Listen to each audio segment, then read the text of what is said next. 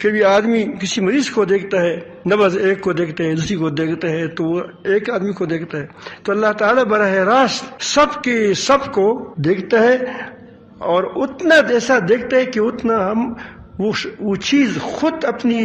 اندر نہیں دیکھ سکتا۔ وہ جو دیکھتا ہے اس کا دیکھنا ایسا ہوتا ہے کہ ہم اپنے آپ کو اتنا نہیں دیکھ سکتے، اندر آپ کے اندر ہماری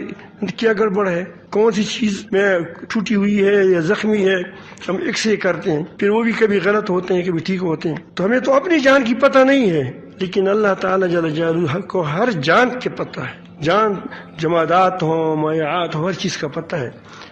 لیکن پھر بھی اللہ تعالیٰ جل جلالہ نے انسان پر حجت قائم کرنے کے لیے اتنا بڑا انتظام فرمایا ہے۔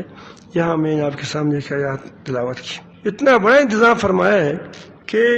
اب میں جو باتیں کر رہا ہوں یہ زمین اس کو ٹیپ کر رہی ہے، جس جگہ میں بیٹھا ہوں تو یہ تمام میری باتیں، یہ میں نے اسے انگلیاں کی، یہ اور میں آپ یہاں دیکھتا ہوں وہاں دیکھتا ہوں، یہ سب کچھ وہ دیکھتا ہے، اور میرے دل کے اندر جو نیت ہوتی ہے کہ اس بیان سے میری نیت کیا ہے، اس بیان جو میں کر رہا ہوں اس سے میری ارادہ کیا ہے، میں نے اس میں کیا چیز چھپا رکھی ہے، اللہ تعالیٰ اس کو بھی دیکھتا ہے،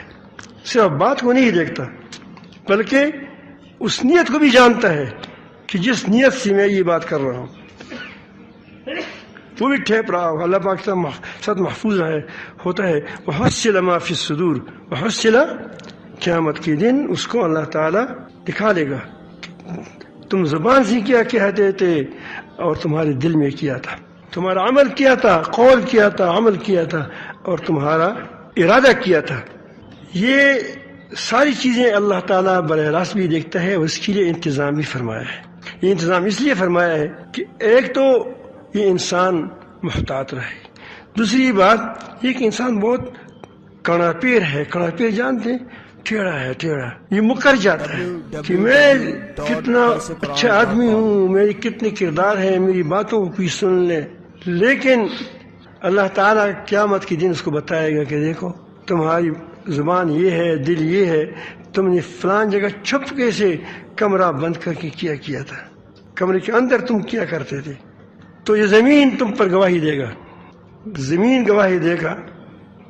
زمین کو انسان کہتے ہیں کہ تم کو کس نے کہہ دیا ہے۔ وَإِذَا زُلْزِلَتْ، بسم اللہ الرحمن الرحیم، اعوذ باللہ من الشیطان الرجیم، بسم اللہ الرحمن الرحیم، وَإِذَا زُلْزِلَتِ الْأَرْضُ زِلْزَالَهَا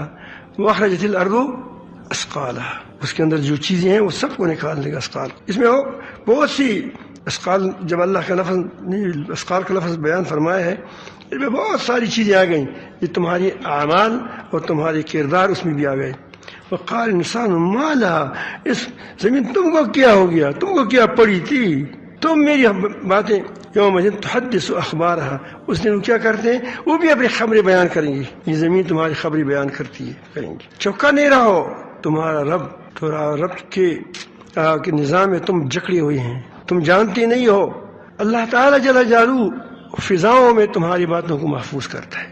پہلے تو اس بات کا سمجھنا مشکل تھا، اب آپ دیکھتے ہیں آسمانوں میں باتیں محفوظ ہوتی ہیں، آپ اپنے کیا واٹس ایپ ہوتے ہیں، کیا ہوتے ہیں، موبائل میں نیچے لاتے ہیں، تو کیسے لاتے ہیں، وہ باتیں اوپر کیا ہوتی ہیں،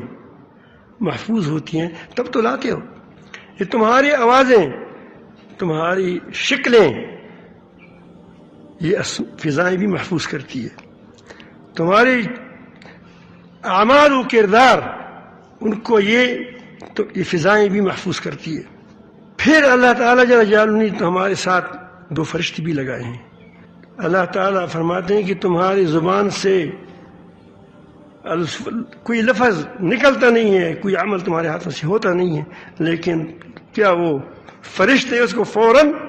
محفوظ کر لیتے ہیں، یہ بھی تم پر گواہ ہوگا۔